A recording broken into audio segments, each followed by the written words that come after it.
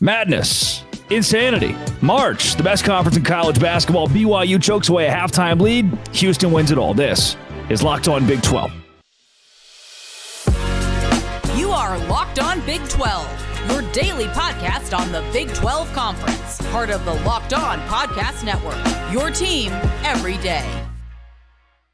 Happy Thursday, everybody. Welcome to Locked On Big 12, the number one Big 12 podcast in America. I'm Drake Toll from the Surface of the Sun. That's Justin Perry from Shot Quality. And if you have listened to this show, you have heard about Shot Quality every single day, because that's where I get all my analytics and all of my breakdowns for every team in the conference, including BYU, who had a double-digit lead at Iowa State last night and fell to the Cyclones in another example of Hilton magic.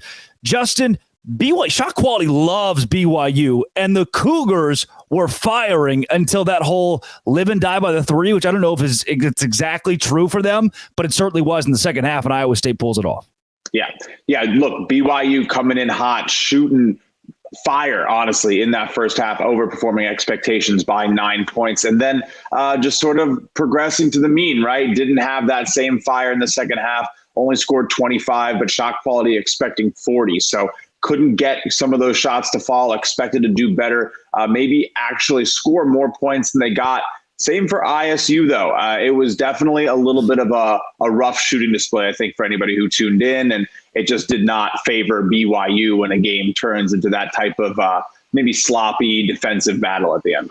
It was clunky. It was really good basketball for 3/4 of the game. In the last 5 minutes between tic-tac calls and stupid turnovers, it just didn't feel like the finish this game deserved. But Justin, when you mention kind of the actual score versus a projected score according to Shot Quality, break it down for folks that haven't experienced that feature with Shot Quality. What are you looking at here, and how do you determine? Because look, UConn literally uses you guys for analytics. There's something to this madness. It definitely is. I wouldn't even call it madness at this point. It's verifiable data, right? And what we end up doing, what Shot Quality does behind the scenes, is we break down the location of every single shot, the player who's playing it, or taking it, and then from there, understanding essentially how good each player is in certain shot type locations, so that we're not just, assigning every single elbow jumper the same value. It depends on who's taking it, how fast the defender is closing out, how tall that defender is, the type of motion and the process that creates each shot, activates a certain player's ability, right? Like some guys can't go off the dribble on a three, but a catch and shoot, they, can lock it in, and look, that's the fun of basketball, is really understanding that, and also trying to, as a team, on the analytics side, optimize your shot quality, optimize your process so that you're getting the best looks. You're not passing up on more valuable looks on the floor. Shot Quality helps anybody, regardless of what side of the ball you're on, to understand how much a shot is actually worth versus, some of the luck and the variance of good shots missing and bad shots, contested shots somehow going through the hoop. It happens all the time. We've all seen results change because of, what can be honestly now perceived and then verified as lucky or unlucky shots. Yeah. And Justin, with that, I can go in and see. Iowa State is my team in the Big 12. I think they're going to make the longest run in March. Last year broke a long streak of number one Shot Quality defensive teams losing before the Sweet 16 because of Iowa State. I think they get back this year to a much better place in March. And Shot Quality tells me they are second in forcing turnovers in the country, sixth in rim defense when it comes to defensively stopping teams from attacking the rim. That to me is where TJ Otzelberger's team makes its bet on the defensive side of the basketball. When you look at Iowa State, home, away, neutral site, are you confident they can make a run in March, especially after this win against a good BYU team? I think this was a very good win for sure, and something you want to take note of. The adversity, of course, is a big part of March, right? Like seeing this type of comeback victory for ISU is what you want to see. They did not lay down. They fought it out. They were down 14. It did not matter. And that's the type of grit and toughness you need in March. You're going to face challenges. No one's run to the Final Four, to the Sweet 16 was not filled with adversity. So you have to, figure that they're going to find themselves down and need to probably climb out of a hole, or maybe the shooting kind of goes cold, or maybe just an opponent is hitting 3-pointers against them, because that Iowa State defense does sort of force teams into taking some last-ditch threes. And if they get a little unlucky, those can change the style of a game. But yeah, this is a really strong team. I think the offensive rebounding combined with the defensive prowess and their ability to run in transition, it's going to take a really strong game from a lot of teams to beat them. Of course, they get to those later rounds on a neutral court, a little bit of a different story, but yeah, it feels really good for this team to get out of the first weekend. I feel, relatively confident saying that at this point. For BYU, they came into the week top 15 in the country defensively on shot quality, which is not something that I think any of us expected even a month and a half ago. And now Mark Pope's team has made the adjustment. And in that game against Iowa State, the second half, the shots don't fall from three. The defense was there. The offense just wasn't. Do we worry about BYU after this log? Can we tell anything about the Cougars, or is this just, hey, a good team loses to a better team on the road? Yeah, I think it's a little bit of that. We've seen it in the Big 12 all season, right?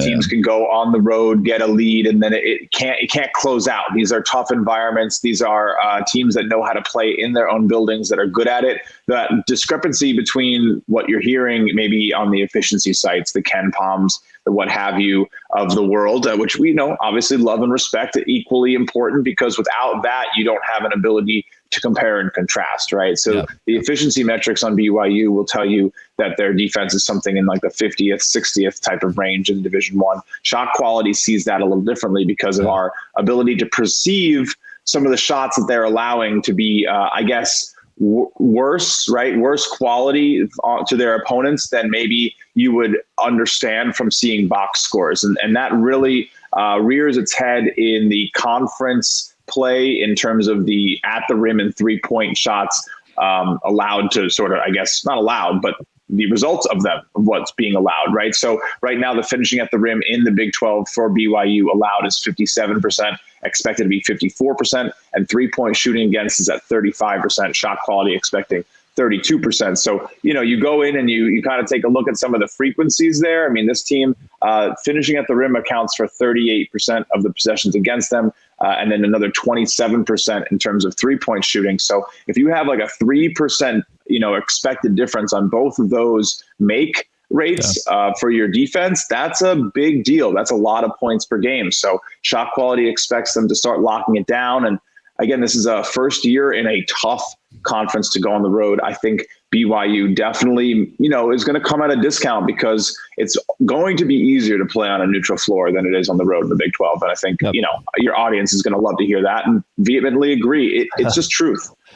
What I love about those analytics, and it's the reason I use the site, is it takes into account, I don't know if luck is the right word, but hey, here's this team did this and they shouldn't have. It didn't make sense for what this player should have done from this range in this moment. And to me, I like that. That's why BYU is so highly valued by shot quality. And another team that's even higher on shot quality, Houston, and a juggernaut they are. They come into the Big 12, an elite conference, and they win it in year one. Is that shocking to you? I mean, this Kelvin Sampson just built an animal. Yeah. I think, there were a lot of people saying, oh, go try that in the big conference, right?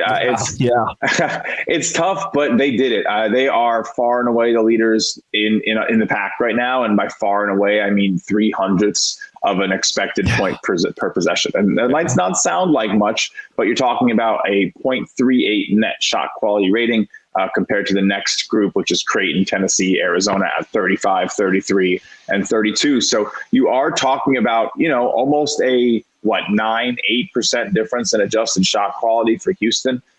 I'll tell you right now, last year, Houston was the team for shot quality that was the value pick in terms of the bracketology, the simulations showing how often that they would go on to win. There's no doubt in my mind that even against the Vegas pricing now that we're seeing, Houston should still be shot quality's value pick against the public's pick selection to still be worthwhile taking. So look, that team has looked so good year in and year out. They don't even do it. I think the most beautiful part is they don't even do it with like the three, right? They are 349th in rim and three rate, which is the almighty tell of your style of play from shot quality. These guys take a lot of mid ranges. They go in the post, like it's almost old school basketball, fundamental, your core metrics. they're going to beat you in rebound rates. They're just going to outshoot you. They're going to, turn you over, and they're just going to earn more possessions than you. And they're going to be consistently solid looks, even though they're like I said, mid-range shots. Justin, let's go into how many teams in the Big 12 deserve to play in March. Not how many will get there, but actually deserve to be there and will win. We'll do that next on Locked On Big 12, part of the Locked On Podcast Network, your team every day.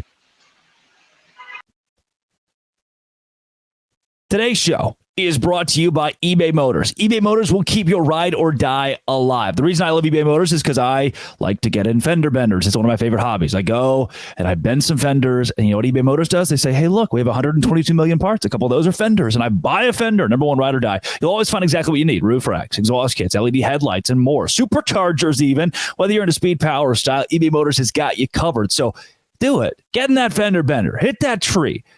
Just nail your mailbox and then go to eBay Motors and get a new door. You're burning rubber, not cash. The prices you want. It's easy to turn your car into the MVP. ebaymotors.com. Eligible items only. Exclusions apply.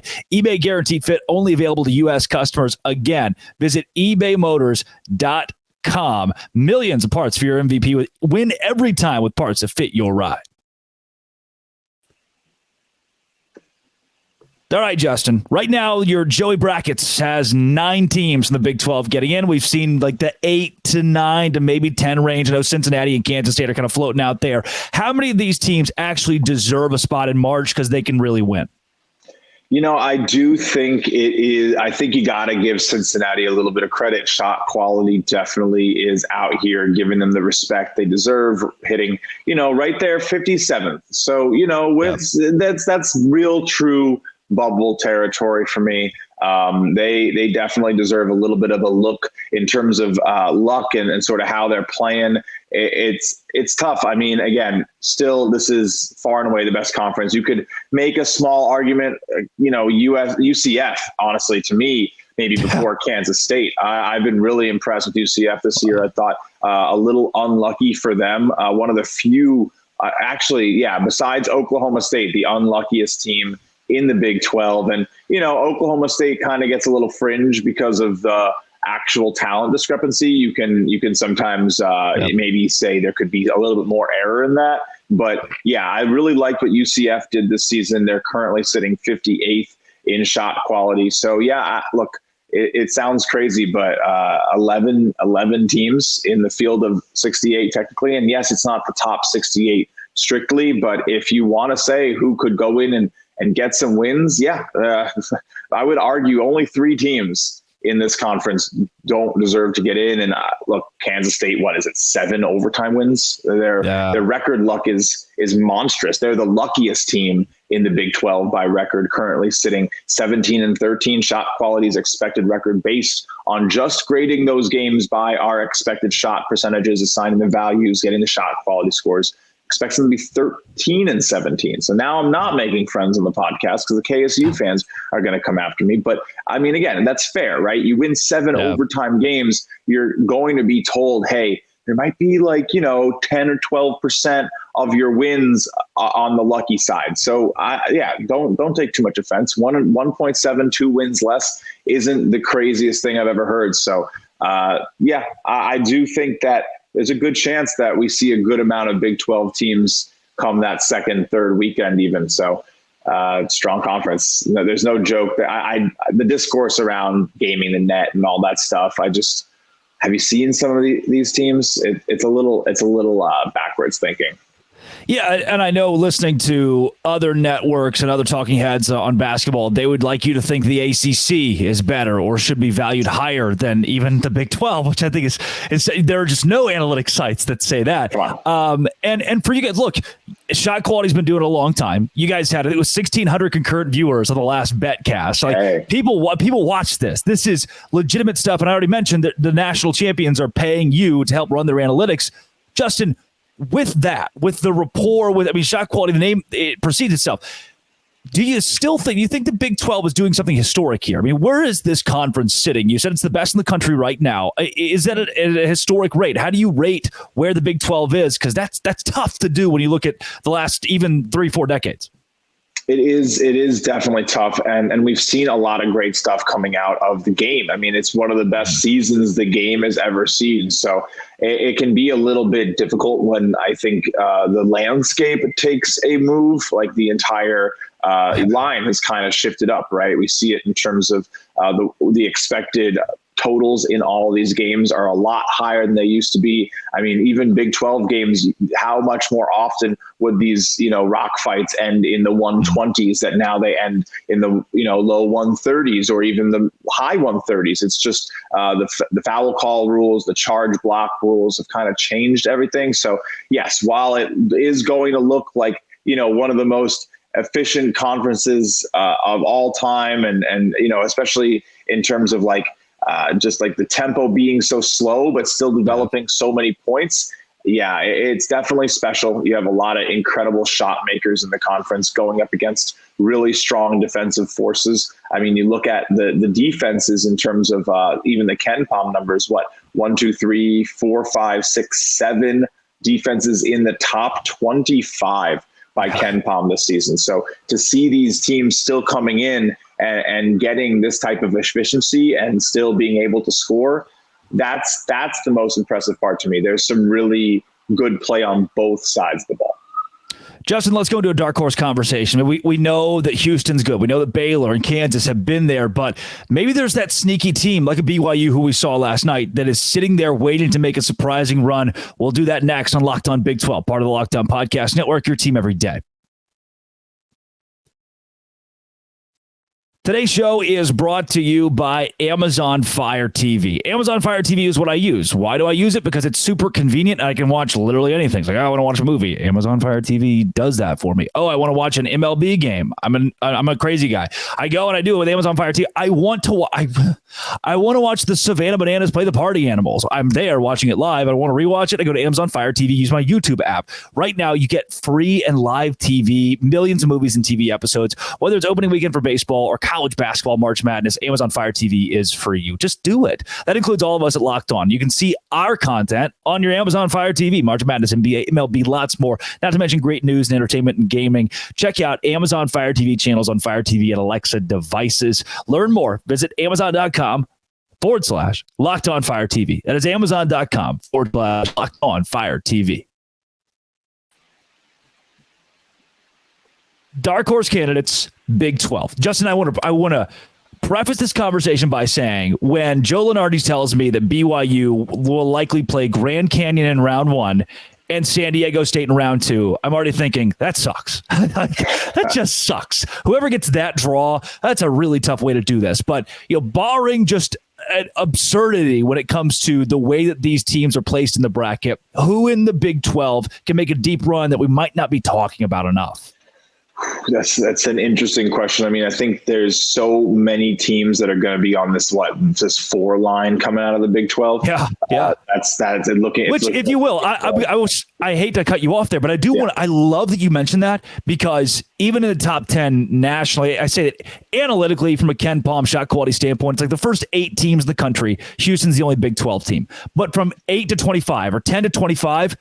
Big 12. It's like the conference dominates that zone. So you're right. There are going to be a lot right there in that same seeding spot. Yeah, the 2, 3 seed. I mean, I'm looking at bracketmatrix.com right now, essentially the guiding light for me. Love Joe Lunardi, of course, another guy who does enjoy some SQ from time to time. Big fan. But yeah, look, I think that it's going to be a little bit more like that 3, right? Iowa State, Baylor, Kansas, kind of hard to separate in terms of where the best bracketologists are putting them. Houston going to take that 1, so you're talking about a dark horse. This is a tough conference to talk about a dark horse. You gotta kind of go down a little bit. To me, it's tough. I don't really know how I feel about a team like TCU or an Oklahoma, facing a pretty tough 7 at some point. It's going to be difficult. They could end up going against a Boise State, a Texas Tech. Even you give a Big 12 matchup in the second round. Like that's the type of thing that we're heading towards for sure. Florida, St. Mary's. I don't know. I think all of those teams in like that second tier of the schools getting in. So maybe just past BYU, who's probably going to be like a 4, 5, 6 talk about those teams in like the 7, 8, 9 range, I do think you could look to an OU, to a TCU, and maybe even a Texas Tech, who's probably going to get the highest seed out of all of those teams there, to maybe make a little bit of a run. TCU, Oklahoma, they're going to have to, go up against some pretty decent teams here, right? So they're going to face that 8 team. It's going to be tough. You might have a matchup like a TCU, Nevada, a Colorado State, Oklahoma. It's Gonzaga versus TCU. It's all really matchup based. It's such a difficult thing to say in terms of, who's going to make a run. I literally need to know what those potential matchups are to start really getting a sense of where that dark horse value starts to lie. But in terms of what I've seen in the performances, maybe what the shot quality numbers are seeing out of those teams, they're going to lean towards Texas Tech, who's definitely been a little bit lucky, performing well this season, maybe overperforming. And we get to this point of the year, Drake, and it's an interesting question. Like, when does shot quality is like indication of a team has been getting lucky all season start to just become, okay, maybe this team outperforms their shot quality by a little bit. Maybe they have some really great shooters. Shot quality can have that type of like indicator, like Kevin Durant. We're just, what are we supposed to do? How are we supposed to say that Kevin Durant just isn't one of the greatest shooters in the world and can outperform expectations that are tied to any type of league or personal average? Like, he can just continue to surpass. And, Big 12, we like Kevin Durant around here is a good example. But that's the type of thing where, Texas Tech might just be pretty good at getting the looks they're good at and might continue to outperform. So even if their efficiency metrics have a little bit of luck, Ken Pom has luck too, not just shot quality. There's that unquantifiable difference between what the efficiency expects and what is actually going on. And Ken Pom is smart enough to call that luck himself. Love the godfather of college analytics. Big shout out. Trying to get him on a show sometime soon. But no, love him. Love the guy. Really smart and, a fellow curler. So no, I think, look, this is a time of the year where you want to take that swing, even if a team maybe feels like they should at some point drop off. Maybe that production continues when you're playing these games.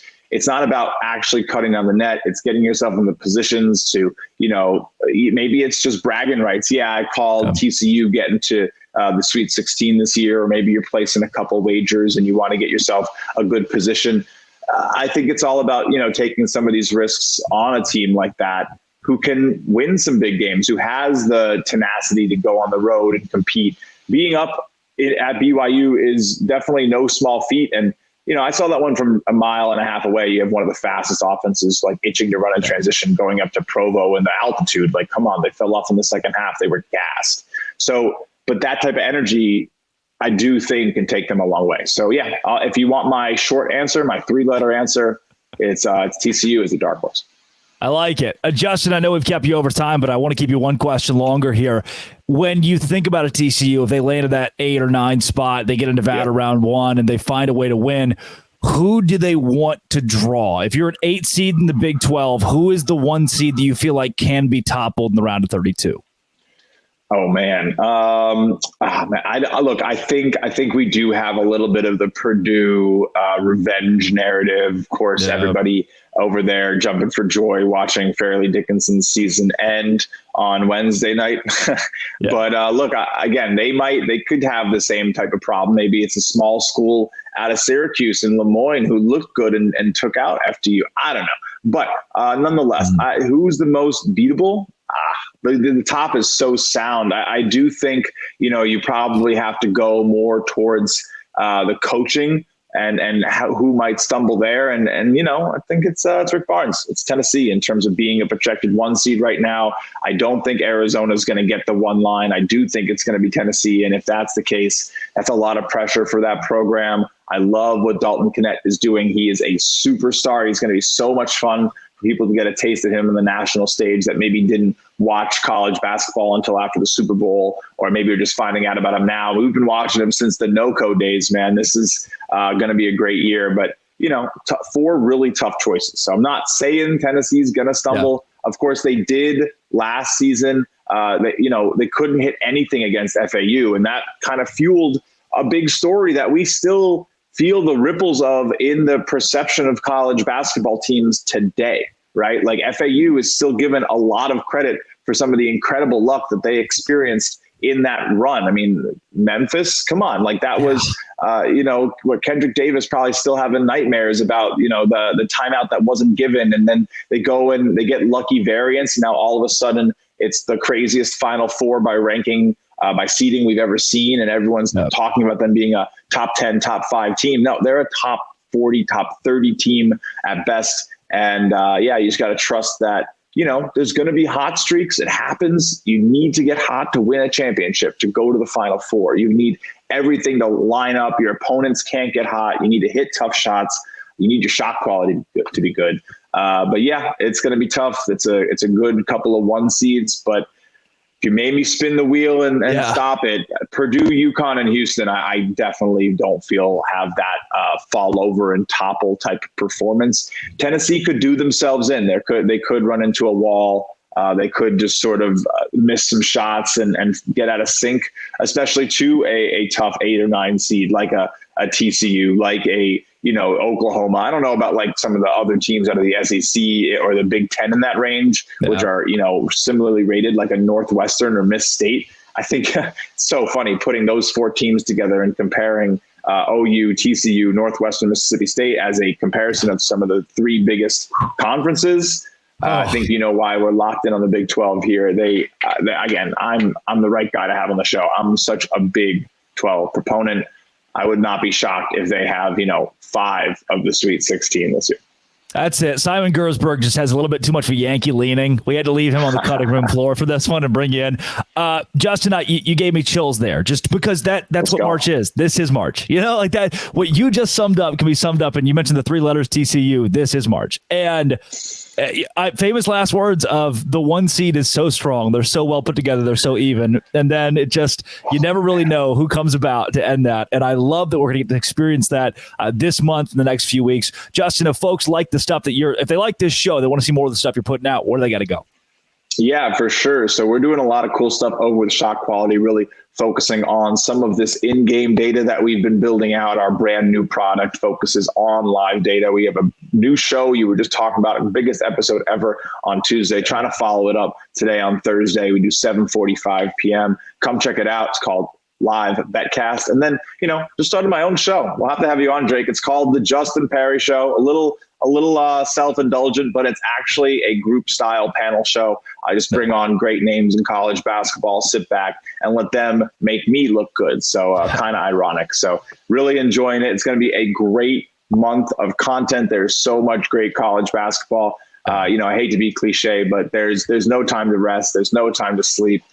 We're going hard. Selection Sunday, 10 days away? It's music to my ears. Oh, we're getting close. That's Justin Perry from Shot Quality. Drake Toll from The Surface of the Sun. Thanks for making Locked On Big 12 your first listen every single day. Come back tomorrow. We will talk a lot more expansion across football and basketball. And it's March. This has been, it always will be. Thanks for making it your first listen every single day. Locked On Dose Grande.